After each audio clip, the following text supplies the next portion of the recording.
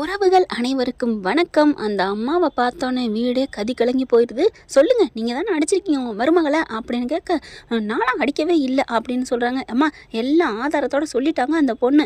இப்போ உங்களை கைது பண்ண போலீஸ் வந்துக்கிட்டு இருக்கு. அண்ணாமலை பார்க்குறாரு. ஏன் விஜயா, உனக்கு தேவையில்லாத இந்த விஷயம்? அதெல்லாம் இல்லைங்க. அவள் எப்படி நம்மளை அசிங்கப்படுத்தினா, நான் எவ்வளோ அசிங்கப்பட்டு நின்னேன். அவள் எப்படி இந்த மாதிரி போலீஸ் ஆமையர் அனுப்புனால, அப்புறம் நான் என்ன பண்ண முடியும் அப்படிங்கிறாங்க. அப்புறமா முத்து மீனா என்ன பண்ணுறாங்க, அந்த வந்த அம்மா கிட்ட, அம்மா நாங்கள் ஒன்றே ஒன்று உங்ககிட்ட சொல்கிறோம், ப்ளீஸ்மா இங்கே வாங்கம்மா அப்படின்னு சொல்லிட்டு தனியாக கூட்டிகிட்டு ரூம்குள்ளே போகிறாங்க.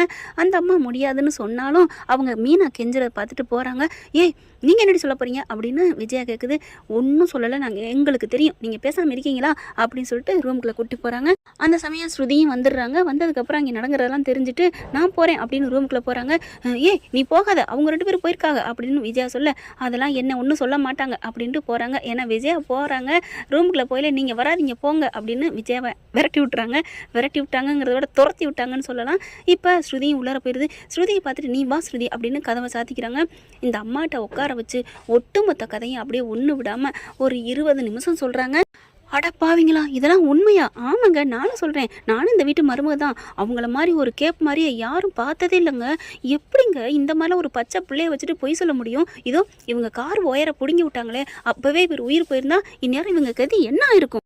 என்னென்ன பண்ணிருக்கு தெரியுமா? கடையில் வச்ச பூக்கடையை முதற்கொண்டு, ஏன் இப்போ முதற்கொண்டு என்னென்ன பண்ணிட்டுருக்கு? அந்த கடையை எடுத்ததுன்னா அது பண்ணது இது பண்ணது, புருஷனை போயிட்டு போலீஸ் ஆமையர் அனுப்பி உனக்கு எனக்கு தான் கல்யாணம்னு சொன்னது, லாட்ஜுக்கு வர வச்சது, எல்லாத்தையும் ஒட்டுமொத்தமாக சொல்ல ஒரு பொம்பளைனால இப்படிலாம் சொல்ல முடியும்? ஆமாம்மா, அவள் தான் சாட்டையை அடித்து அந்த சாட்டைக்காரனை கூட்டியாந்து இங்கே கடையில் வேலை பார்க்குறாரு மனோஜ் கூட, அவரை அடிக்க வச்சது எல்லாம் பண்ணியிருக்காம்மா. தயவு செஞ்சு அவள் பேச்சை கேட்டுட்டு எதுவும் பண்ணாதீங்க அப்படின்னு சொல்ல, என்ன பண்ணுறது, இப்போ போலீஸும் வந்துருச்சு, சரி பார்க்கலாம் அப்படின்னு சொல்லிட்டு வெளில வராங்க. போலீஸ் வந்துடுறாங்க. போலீஸ் வந்த கையோட இவங்களை நாங்கள் கைது பண்ணுறோம், கம்ப்ளைண்ட் வந்திருக்கு அப்படின்னு சொல்லிட்டு இவங்க சொல்லிட்டு தானே வந்தாங்க. இப்போ மனோஜையும் விஜயாவையும் கைது பண்ணுறாங்க. இந்த அம்மா பார்க்குது, இல்லை இது வந்து நான் அலசி ஆராயணும், சும்மாலாம் நான் ஒன்றும் பண்ண முடியாது, இப்போதைக்கு இவங்க ஸ்டேஷனுக்கு போட்டோம், அதுக்கப்புறம் நான் என்னென்னு பார்க்குறேன், அந்த பொண்ணையும் நான் விசாரிக்கணும் அப்படிங்கிறாங்க. மறுபடியும் எல்லாரும் கும்பலாக ரோஹிணி வீட்டுக்கு போகிறாங்க. போன கையோட எல்லாரும் வர்றத பார்த்துட்டு ரோஹிணி ஆச்சரியமாக ஒரு மாதிரியே படபடப்பாக பார்க்க, வாங்க மேடம், என்ன இவங்களாம் வந்திருக்காங்க? இவங்களாம் உனக்கு நான் ஒன்றும் சொல்லக்கூடாது, நானே உனக்கு பூஜை கொடுக்குறதான்னு அந்தளவுக்கு இருக்கேன். என்ன மேடம் உங்களையும் மாற்றிட்டாங்களா? என்னையும் மாற்றிட்டாங்கன்னா? ஏம்மா நீலாம் ஒரு மனுஷியா? என்னம்மா நீ நினச்சிட்டு இருக்க? மேடம் அவங்க ஏதோ என்னை தப்பாக என்னை பற்றி சொல்லியிருக்காங்க. ஓ, அப்போ உனக்கே தெரியுதா அவங்க பொய் சொல்லியிருப்பாங்கன்னு அப்படின்னு சொல்ல, இல்லை மேடம் நான் அவங்க சொன்ன மாதிரி எதுவுமே இல்லை, நான் எந்த தப்பும் பண்ணலை. வாயை மூடுமா, நீலாம் என்னம்மா ஒரு மனுஷ ஜென்மம்? எப்படி பிளாக்மெயில் பண்ணியிருக்கிற? கட்டின புருஷன்ட்ட எல்லா உண்மையும் சொன்னேன்னு, அதுவும் கோர்ட் வரைக்கும் வந்து நீ பொய் சொல்கிற? நீலாம் ஒரு மனுஷியா? அது உன் கூட வாழ்கிறவ தானே, அவளை போயிட்டு இப்படிலாம் விரட்டணும், வீட்டை விட்டு விரட்டணும்னு சொல்லியிருக்கிற, இப்படி இல்லாமல் பண்ணுவேன், இந்த மாதிரிலாம் பண்ணுவேன் அப்படின்னு சொல்லிட்டு செம்மையாக கழுவி ஊற்றுறாங்க. உன் ஃப்ரெண்டுகளே உன்னை விட்டுட்டு போயிட்டாங்களாமே, உன் கேடித்தனம், உன் முள்ள மாதிரித்தனம் எல்லாத்தையும் தெரிஞ்சுட்டு விட்டுட்டு போயிருக்காங்க. நீ என்ன எப்படிம்மா இப்படிலாம் நடந்துக்கிற? இப்படிலாம் பண்ணால் உன்னை எப்படி வீட்டில் வச்சு வாழ வைப்பாங்க அப்படி இப்படின்னு கத்துறாங்க. இல்லை மேடம், அது வந்து இங்கே பார், நீ என்ன ஏமாத்திருக்கிற, என்கிட்ட இந்த மாதிரிலாம் பொய் சொல்கிறவங்கள நான் சும்மா விட மாட்டேன், உண்மையிலே நான் பாரு சும்மா விட மாட்டேன், கம்ப்ளைண்ட் கொடுப்பேன் அப்படிங்கிறாங்க. மேடம் மேடம் மேடம் அப்படின்னு காலில் விழுந்து கெஞ்சுது ரோகிணி. அடுத்து பார்த்தா எல்லாரும் சீ என் காலை விடு, நீ காலை தொட்டாலே எனக்கு பாவம் ஆகும், பச்சை பிள்ளைய வச்சுட்டு எம்புட்டு பண்ணியிருக்கிற, பாவம் இல்லையா அவங்களாம்? அவர் பாரு முடியாமல் கடந்துட்டு இருக்காரு, உன் பேச்சை நம்பி அந்த பொண்ணு வீட்டை விட்டுலாம் போயிருக்கு, அந்த பொண்ணு விட்டு பூக்கடையை தூக்கி இருக்கிற, என்ன நீ நினச்சிட்டு இருக்க அப்படின்னு சொல்லிட்டு, இல்லை அந்த பூக்கடையை தூக்குனது மாமியார் தான் அப்படிங்கிறாங்க. பார்த்தியா, 10 இவ்வளோ பொய் வேற, மலேசியா மாமனை கூட்டியாந்துருக்க, வெளிநாட்டுக்காரின்னு சொல்லியிருக்கிற, இதெல்லாம் என்ன? இல்லை மனோஜை கல்யாணம் பண்ணிக்கிறக்காக தான் அப்படி சொன்னேன், வாயை மூடு அப்படின்னு சொல்லிட்டு அதுக்கப்புறம் பார்க்குறாங்க. இப்போ என்ன மேடம், இப்போ எல்லாமே தெரிஞ்சிருச்சுல்ல அப்படிங்கிறாங்க.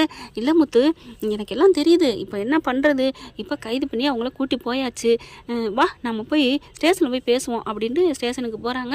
அவங்க என்ன பண்ணுறாங்க, என்ன மேடம் நீங்கள் தான் கம்ப்ளைண்ட் கொடுத்தீங்க, நான் தான் கொடுத்தேன், இல்லைன்னு சொல்லலை, இப்போ என்ன பண்ணுறது, அவங்க மேலே எந்த தப்பும் இல்லை அடிச்சிருக்காங்களே அப்படிங்கிறாங்க. ரோகிணி வந்து இங்கே பாருங்கள் என்னையும் அடிச்சிருக்காங்க, நீயே வந்துட்டியா, வா அப்படிங்கிறாங்க. அந்த மேடம் மகளிர் உரிமைக்காக வந்திருக்காங்க பார்த்தீங்களா, அந்த மேடம் வந்து ரோகிணி பக்கம் இப்போ ஃபுல் சப்போர்ட் இல்லை. ஏன்னா ஸ்ருதி மீனாவும் அவ்வளோ அழகாக எல்லாத்தையும் தெளிவாக சொல்லியிருக்காங்க.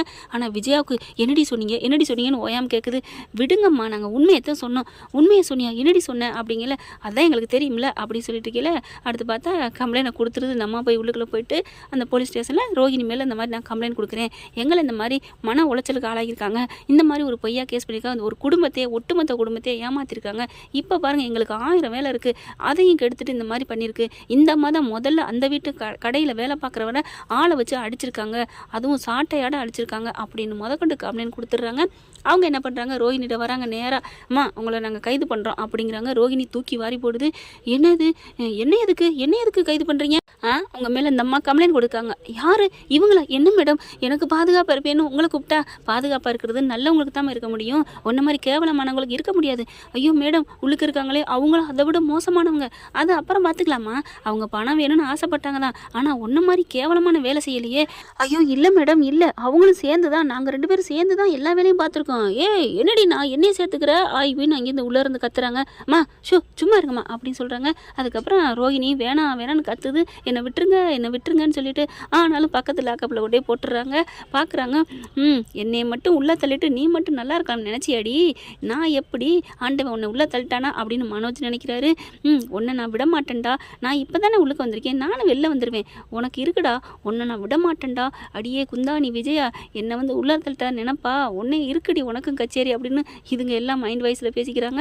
அடுத்து முத்து மீனா ஸ்ருதியை பார்க்குறாங்க. அந்த மகளிர் பாதுகாப்பு அம்மா, இங்கே பாருங்கள், நான் வந்து கம்ப்ளைண்ட் கொடுத்துருக்கேன், 3 பேர் மேலேயும் கொடுத்துருக்கேன், இது வந்து இப்போவே முடியுதா இல்லையான்னு தெரியல, கோர்ட்டுக்கு கேஸ் போனாலும் போகும், நீங்கள் வந்து தெளிவாக என்கிட்ட சொன்ன மாதிரியே சொல்லிக்கோங்க. மேடம் அப்படின்னு முத்து கெஞ்சுறாரு. எங்கள் மேலே எந்த தப்பு இல்லைன்னு தெரிஞ்சிருச்சுல, எங்கள் அம்மாவை ரிலீஸ் பண்ண சொல்லலாமே. என்னது தப்பு இல்லையா? ஏங்க ஒரு அம்மாவை அடிச்சிருக்கீங்க, அந்த பொம்பளை பண்ணது தப்பு தான், அதுக்கு நான் கம்ப்ளைண்ட் கொடுத்துட்டேன், அதையும் உள்ளார போட்டாங்க ரோகிணியை. ஆனால் அந்த ரோகிணியை அடிச்சிருக்காங்கல்ல உங்கள் அம்மா மனோஜ், இல்லை நாங்கள் அடிக்கலை அப்படின்னு மனோஜ் அங்கேருந்து கத்துறாரு.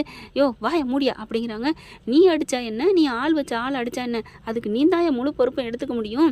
அப்படி இருக்கையில் இவங்க 2 பேர் மேலேயும் கொடுத்தது தான், இது வந்து கோர்ட்டுக்கு போய் தான் இப்போ பண்ண முடியும். மேடம்னு முத்து எவ்வளோ கெஞ்சுறாங்க, நீங்கள் கொடுத்த கேஸை வாபஸ் வாங்கலேன். என்ன சார் நினச்சிட்டு இருக்கீங்க, அவங்களும் ஒரு பொண்ணை அடித்தது தப்புன்னு நான் இவ்வளோ தூரம் சொல்லிக்கிட்டு இருக்கேன், மறுபடியும் அப்படிங்கல. அப்போ மீனா என்ன பண்ணுறாங்க, ஏங்க நீங்கள் சும்மா இருங்க அப்படிங்கிறாங்க. ஸ்ருதியும் அதே தான், மேடம் சொல்கிறது சரிதான், கோர்ட்டுக்கு போய் பார்த்துக்கலாம். என்ன முத்து நீங்கள் பாட்டுக்கு அம்மானு பார்க்குறீங்க, உங்கள் அம்மாவும் மனோஜ் பண்ணது ரைட்டா?